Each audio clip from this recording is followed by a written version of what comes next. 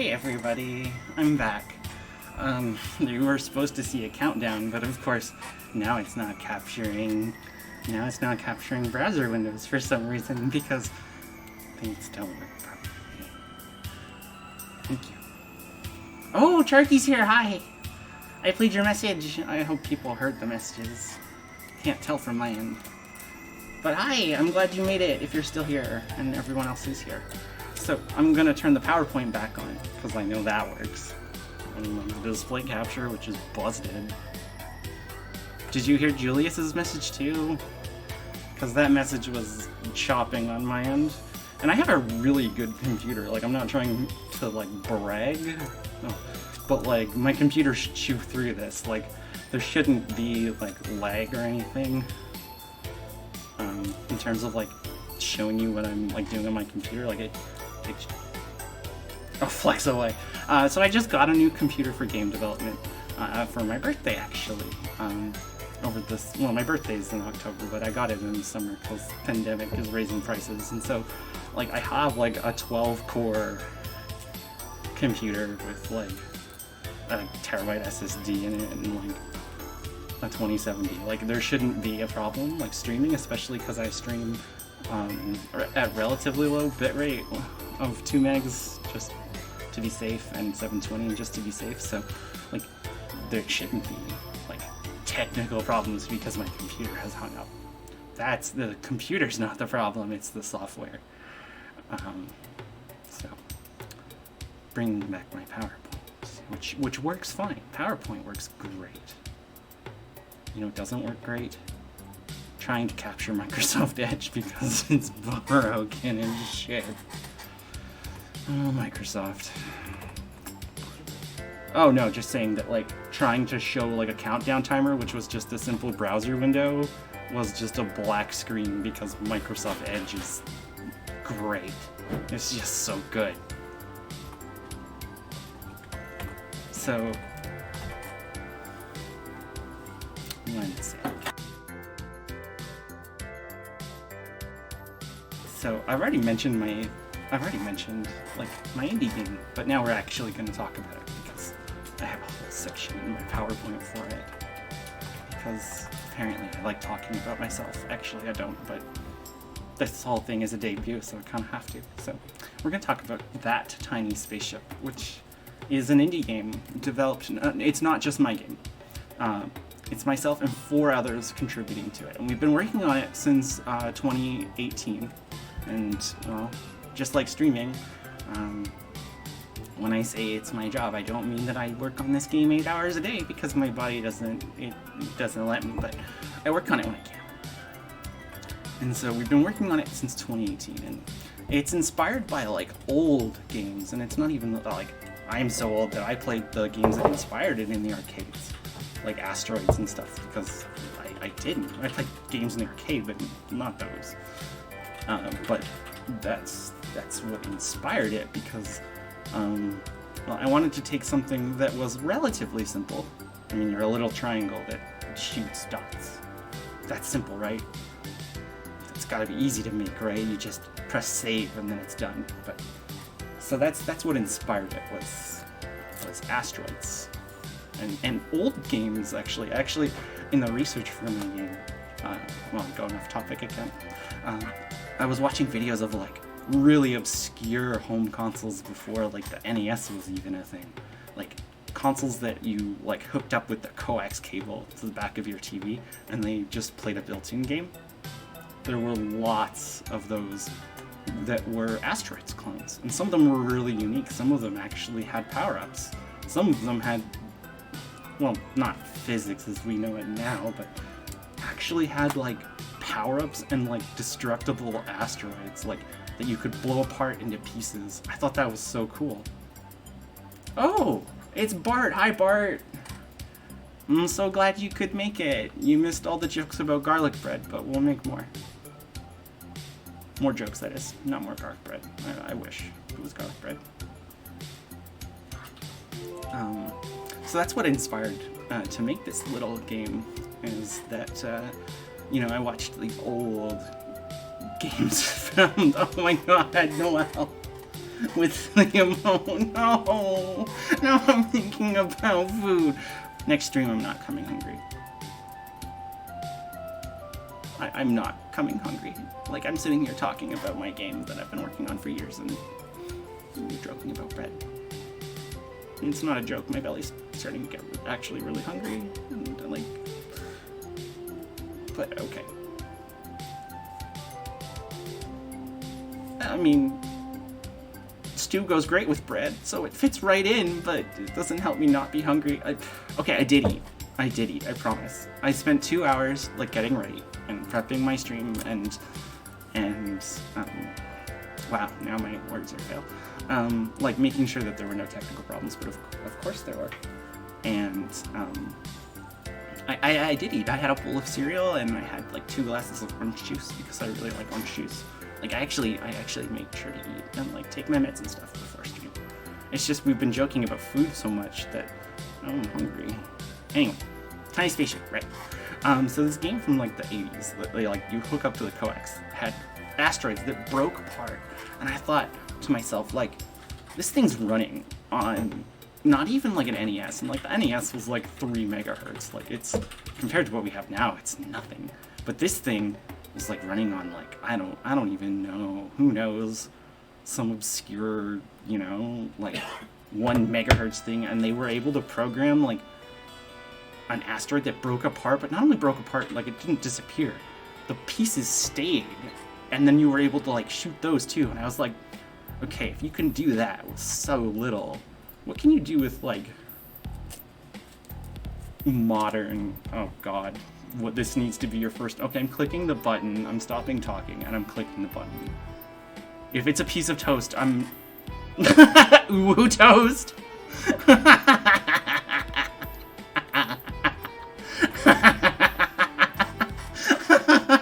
It hurts. Oh my god.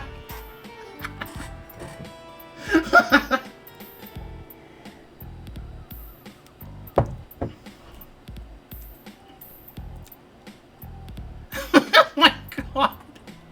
Did you just make that? Did you just make that while we were like streaming? It's in a bunch of sizes too. I don't have emotes. I don't have a partner. Or affiliate, I guess, not partner. I don't have, I would need, I think it's like 3 people on average watching and 3 people chatting. I don't know. I don't meet the requirements, but if I ever do, I promise you we'll make it an emote. Okay, back to my game. So like watching this little like game from the 80s that they somehow made some primitive version of physics work in their game and then made it a gameplay mechanic, I was like, they did that with nothing. They did that with, you know, nothing. Like, not even your Apple Watch, your like digital watches like from the 90s probably had more power than this thing. And they made something like that you could interact with that wasn't just blow up the things. What can we do with like modern game engines but a simple philosophy? And so like started working on like prototypes. And the prototypes actually were the same mechanics from that 80s game. That was asteroids that fly at you, and then you shoot them, and they were supposed to break apart into smaller pieces. Like, I was literally trying to remake the thing that inspired it. Unfortunately, the way that Unity works, I don't want to get too technical, but like when you shoot an object, a game object, when you have a collision with it, to have it break apart, right? You don't actually, it doesn't actually like physically break apart. That would be way too many calculations. So what you do is you create new objects. Like if you have a wall and the wall explodes, it's not that the wall was one solid piece and then like the explosion actually caused it to break into smaller pieces, because the physics behind taking one big object and breaking it into smaller objects is so intense that doing that, oh, don't tell me Bot crashed, doing that in real time in a game just isn't feasible. So what I was doing was you shoot the asteroid and then like it creates smaller asteroids, and the thought was there are these big asteroids and you shoot them and then they're gonna break into small ones, and it'll be seamless because there's an explosion, a big explosion, and so no one will see us making these small asteroids, and it'll be just like the game that inspired me, only modern and flashy. Well, it didn't work. I tried. I actually really tried to make these things like break apart. Do you know what happened? Do you want to know? Do you want to know what weeks of experimenting and like looking up how to like push objects away from each other and making all these small chunks what happened? So first, when I shot the test level, it created so many asteroids that it wouldn't stop, and the whole screen would just fill with asteroids, and then the game would crash. And then I made it create only like 3 or 4. Like, okay, it's gonna break into pieces, but it's not gonna be a whole bunch of small pieces. That's too many. Well, it turns out that if you, in Unity, make something, like create something in real time, but it's on the screen, Unity will freeze for a second. So you'd shoot the asteroids, and then like the entire game would just freeze for like a fraction of a second while it creates these little mini asteroids, and it was really not fun. But what we ended up doing was not that. But I thought it was a fun story because game dev is full of a whole bunch of weird like glitches and stuff. So what we ended up doing was we're gonna set it in the future. And so That Tiny Spaceship is set like hundreds of years in the future. I don't have an exact date because I didn't write it out in terms of like now, but so it's the future, and humanity has met up with alien civilizations, and we're working to train pilots who have an interest in flying spaceships. Not necessarily like, oh, aptitude, best of the best, but they want to do it, and so they get a chance to go to the Drool Academy, and so we try to make this game as lighthearted as possible.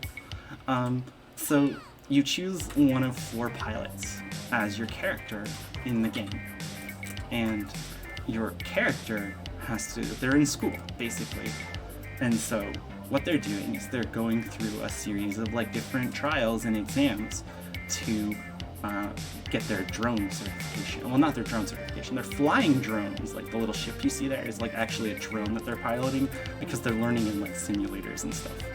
But they're like trying to become pilots, so you're learning. And so that's the story, that's the setup.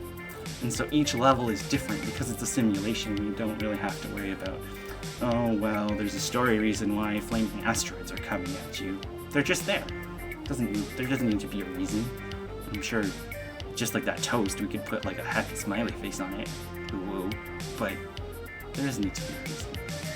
And so each level, the idea, even though we're inspired by like old games, each level has different mechanics. And the idea isn't that it's a bullet hell or that I'm bad at games.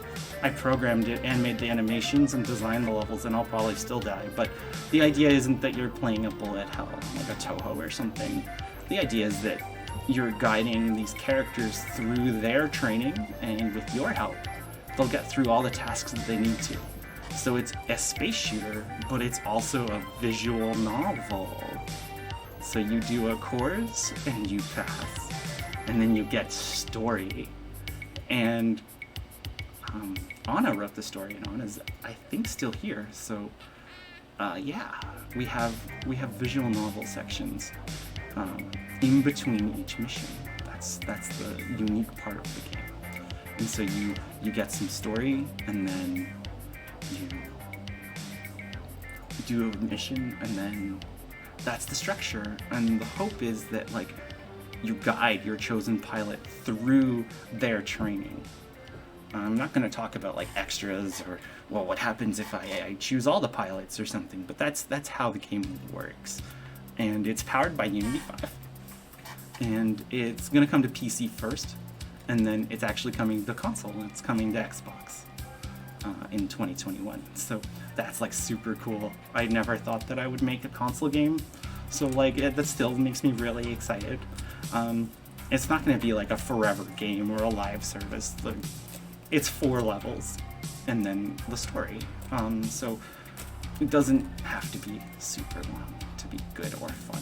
And so that's Tiny Spaceship. That's what I've been working on with our team, my friends, and so let's play Tiny Spaceship. So I'm gonna mute the music and actually load up the first level.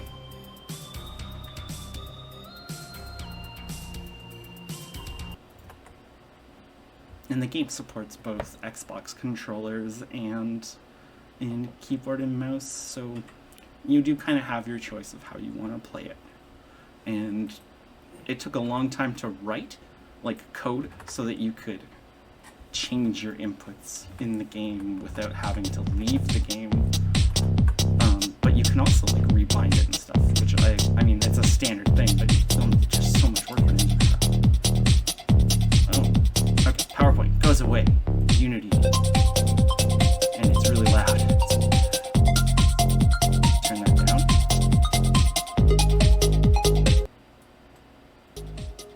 There we go. Sorry about that.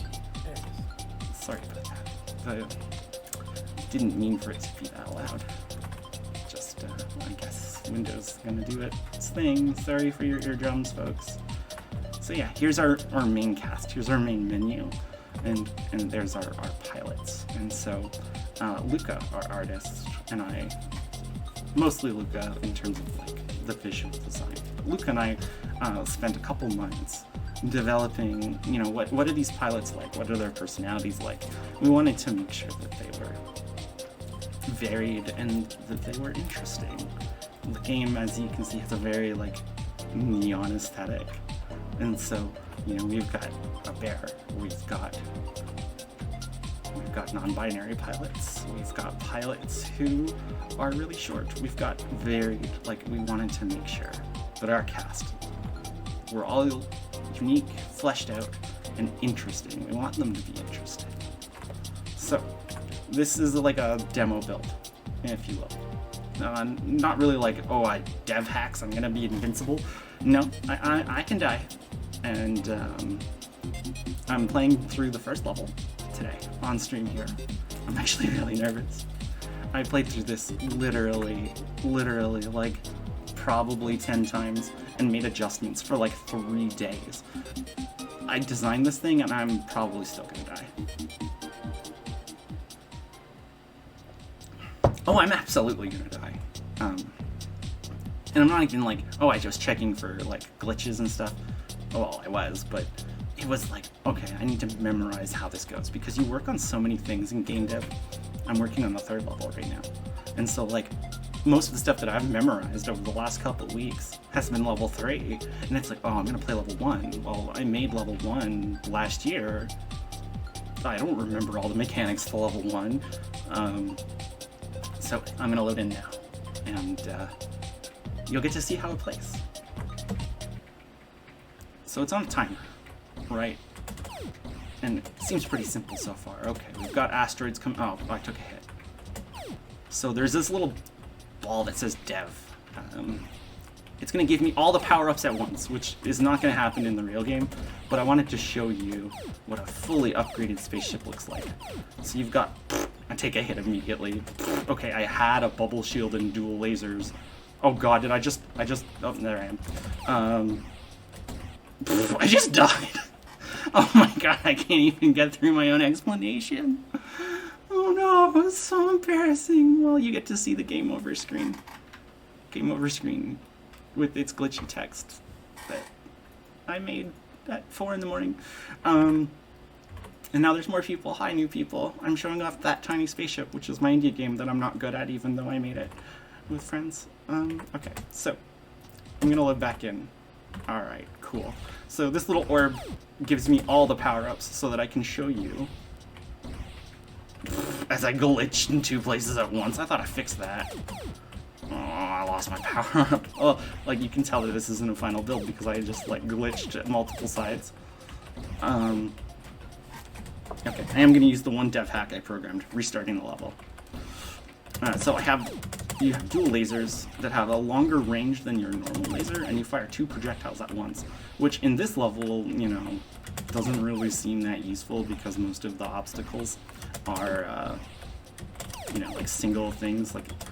But when you start like fighting bosses or fighting things with health meters or things that also have shields, the double power up there becomes quite useful because shields in this game give you a single extra hit.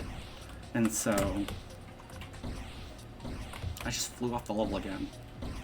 I really gotta fix that. Oh my god. Oh no, I didn't fly off the level. I thought I like flew out of bounds. So the idea there is that like against a boss, you'll want to power like double lasers because you know, you want to get as many hits in as you can. So that power up in this level, not so useful. In other ones, absolutely. The bubble shield gives you a additional hit, and it also, I don't know if it was noticeable because I only had the power up for like a couple of seconds, but you also get a 30% speed increase as well. And so the hope is that when you get your power ups, you're able to, I'm gonna cheat in. You know, you can move faster so you can dodge stuff. The design philosophy behind this was that, like, move or shoot. And at one point in development, you couldn't do both at the same time. Now you can.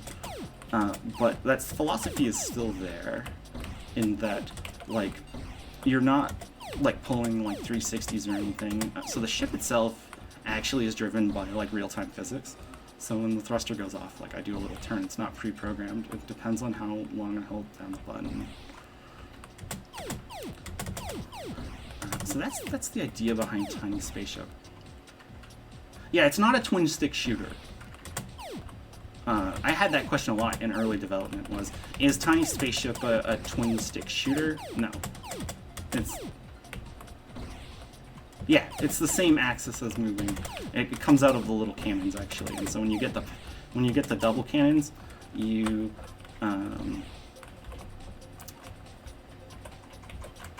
when you get the double cannons here, you actually, like, it fires out of both of them. And so it's the same axis. The power has physics! Oh shit! It just flew away! Okay, that's not supposed to happen like that. Oh my god. Oh my god! I knew it was gonna break. There's a reason the game's not out yet. But when you get it, it fires on the same axis as your ship. Yes! Yeah, sliding attacks like that. Absolutely is a tactic in this game. And obviously, like, I know where this stuff's gonna come from. These little warning markers that pop up as I glitch in two places at once. I fixed that. I fixed that. I don't know why that's happening. Of course, it's gonna happen when I'm showing off the game, right? Yeah, slide shooting is definitely a thing. These little warning marks that come up are not in all the levels. This is just for the first level. Originally, I was going to have it in all the levels, actually, but I was like, no, you know what? It's good for showing you where stuff's coming from here, but I don't really want... I don't really want indicators for everything. And these little, like squads of ships that fly around. At one point in development, my spouse found a spot on this map where you could just sit and, like, farm stuff and nothing would ever hit you. And so I added, like, these squadrons of ships. Bye! Thanks for showing up. Thanks for coming. I added these squadrons of ships just so that, like, the coverage, you can see that, like, a lot of the projectiles at one point were very much in one section of the screen, so as I die again. So I'm trying to make it so that, like, nowhere is safe. That's kind of the philosophy without it being bullet hell. I'm not good at games. I said that already, but, like, the fact that I just died in my own video game. I'm actually gonna load up the second level. Not completely though, because part of it is glitchy, but I want to show you I want to show, like, the unique mechanic for the second one, because I think it's neat. So this is the second level of the game. And there's a sun. And so I'm just going to pick up power up, just because whoa, I want and like eat dirt. So the mechanic in this level is that there's a heat gauge up in the corner, and as you're in the sun, because you have to move, the heat gauge goes up. If it gets too high, you take a point of damage. This level is actually probably easier than the first level, actually, thinking about it, but dies. Same philosophy, though, that nowhere is safe.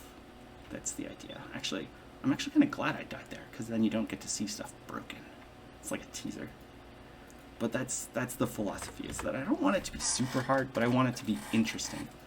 And so, what's going to happen with the power-ups when it's not in developer mode and you get everything, is that the power-ups, at first, when you play the first level, it'll just be the shield, so that you can take an extra damage. But in the other three, it's going to be random, so that you kind of have to change up how you play. Otherwise, yeah, a little too predictable. So that's Tiny Spaceship, and that's how it plays. Hopefully it looks interesting. So I'm going to pull up my PowerPoint.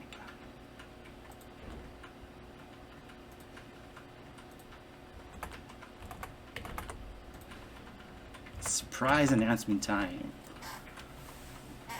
Now that I've shown my game and shown that it's broken sometimes. The goal is to get a version of the game out by the end of the month.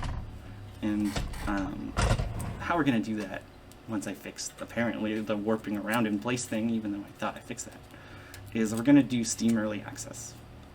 And what that will let me do, and the rest of the team, is get feedback on how things are playing. Like, the slide shooting is cool. Is it working?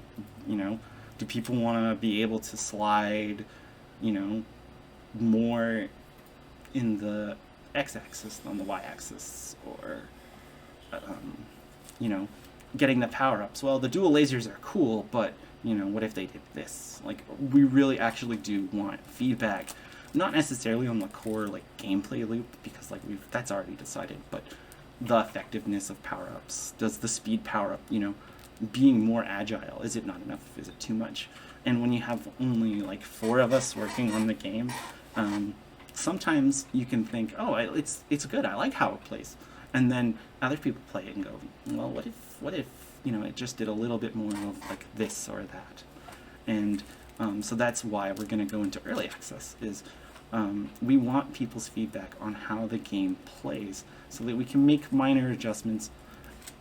Even, well, not, like, I don't want to overhaul the whole thing, but like if someone comes up with a really cool power-up idea, I wouldn't even mind like looking at that kind of stuff. So the early access build is, there's going to be 2 ways to play it.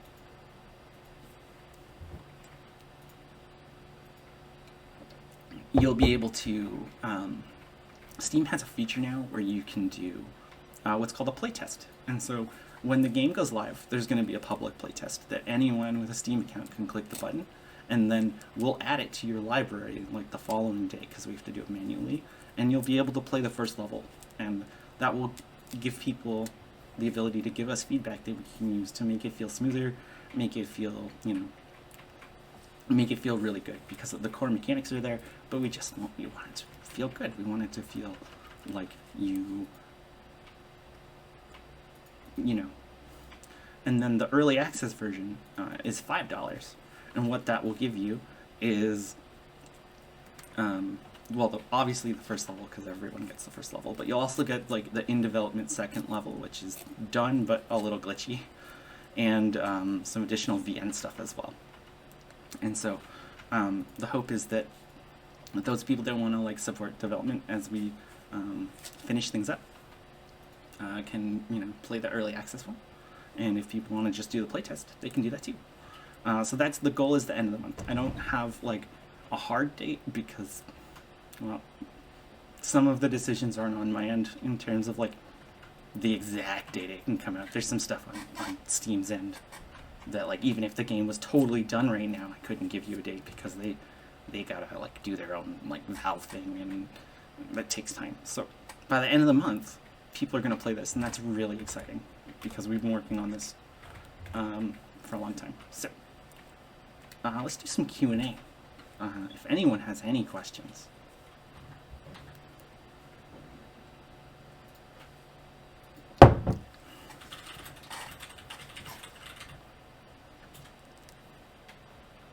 What's for garlic bread? I'm gonna be making garlic bread like after this stream, I swear. Like, I'm hungry. I'm so hungry. I'm gonna make garlic bread. Like, that's not even like me joking for the memes. It's my spouse's favorite too, but like, I really want garlic bread now. So that's the answer to that question. The answer is garlic bread.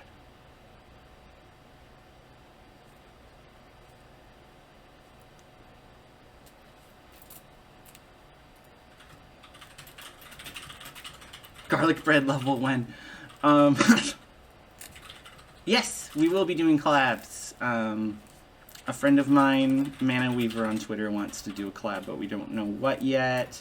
Haven't talked to Chucky yet, or Jojo, because collabs are gonna be a thing. Absolutely. I've only had one person ask, but I am gonna do something. In terms of making a garlic bread level, it would actually be easier to like just have a cheat. Maybe like, I actually really like cheat codes, so maybe like, I don't know, a keyboard cheat code or something that turns the spaceship into a piece of toast, turns it into that emote. Oh my god.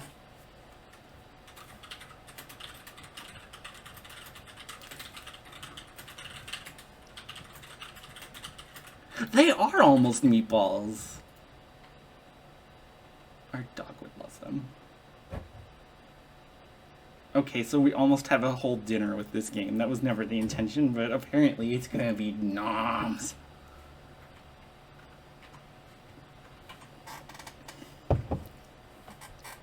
I'll put some kind of garlic bread reference in there. That tiny meatball! Oh no! Oh no. Oh no. It's so, I can see it in my head. I can see it in my mind now.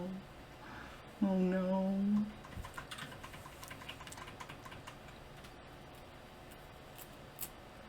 Okay, so collabs, definitely. Game dev stuff, absolutely. Like, I mean, some of my streams might just be me hanging out with like Unity as the screen, so I don't have to like change a bunch of stuff, and just like programming and like testing stuff. I mean, I don't know how entertaining that would be, but that's absolutely a thing I can do, and I want to do. You know, this is like an open development thing. I want people to like see the game and see the really silly mistakes. I still can't believe that happened on stream, but that's absolutely a thing I want to do. The other thing I don't know, and this is actually like me asking a question to chat, is, okay, so I've said like the kind of games that I like,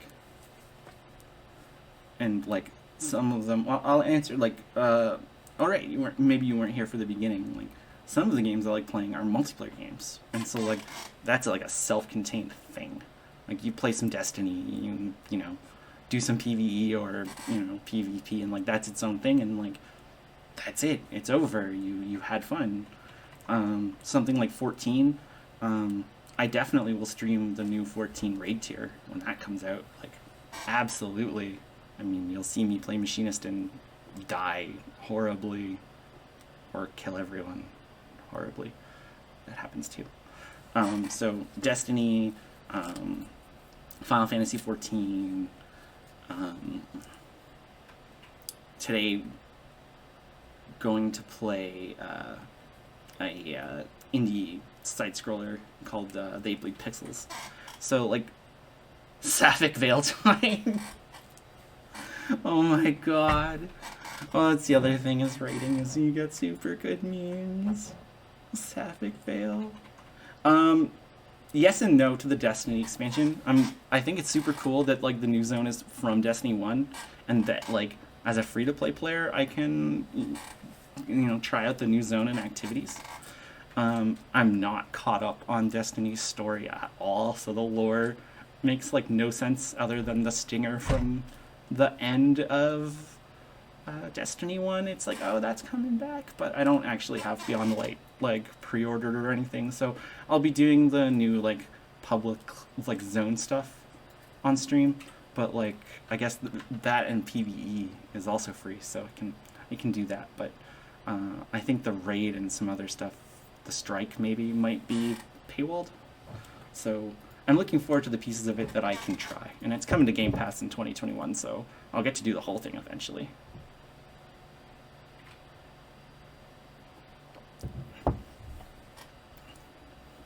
I also play like PSO2, but playing 2 MMOs at once is really hard, so that's just like a really casual thing for me.